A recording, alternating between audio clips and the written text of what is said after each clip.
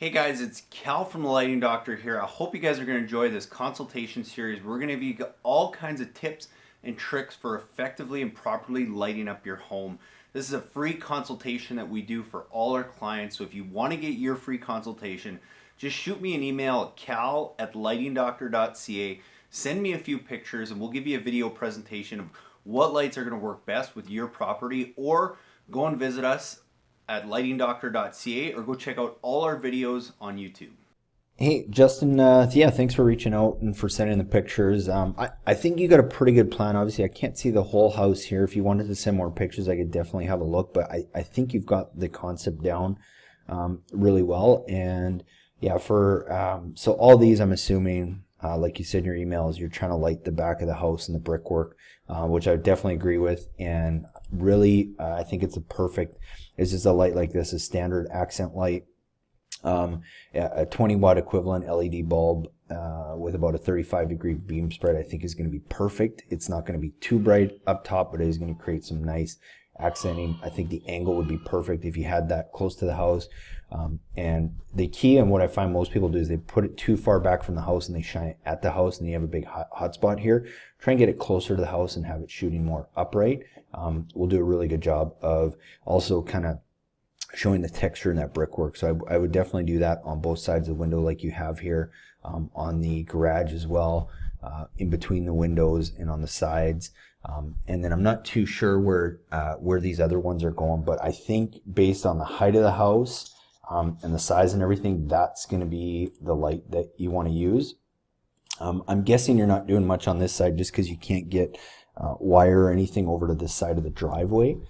However, if you could, like a suggestion for a path light or a ground light, wherever you're looking to put these, I would just, this is still by far my favorite light. The reason I like it is it hides the light source and it just casts the light down nicely, as well as it's probably one of the most sturdy and durable ones that I've found. There's a lot of different path lighting fixtures out there, and just a lot of them have a very skinny stem, very skinny base, and especially anywhere where people are walking or by driveway, they end up getting mangled and bruised, or people are trying to keep them held up with rebar. This is a lot thicker stem than most, and I like it also too because it hides the light source. So as you're walking up to it, you don't have this light just beaming in your eyes. So if you were to use path lighting, that's what I would use.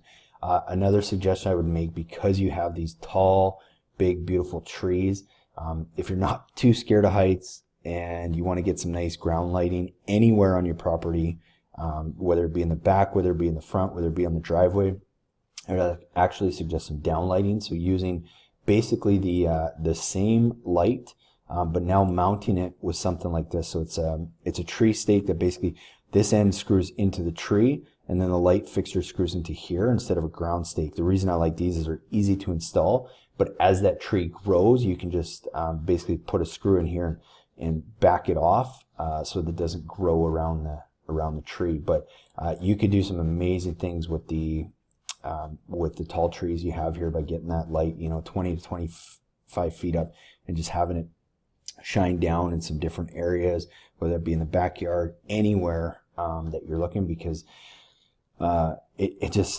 moonlighting, we call it moonlighting, downlight, is my favorite effect because you don't know where that light's coming from. It makes it look like you got a full moon all the time.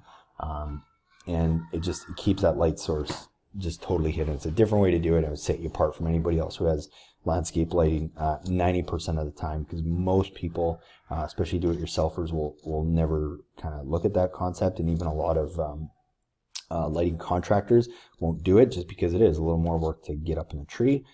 But I think the effect is amazing. So hopefully that helps give you some ideas. If you want to send more pictures or have more questions, by all means, shoot those off to me and be happy to answer them. All right, thanks, Justin.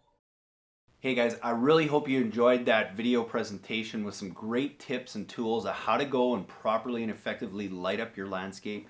And be sure, if you want your own free consultation video just like that one, send me an email at cal@lightingdoctor.ca with a few pictures of your property, and we'll get back to you with some really cool ideas and ways to go and effectively light your property. And be sure to watch the videos after this one for more tips on how to install landscape lighting, as well as how to light up your landscape the best way possible.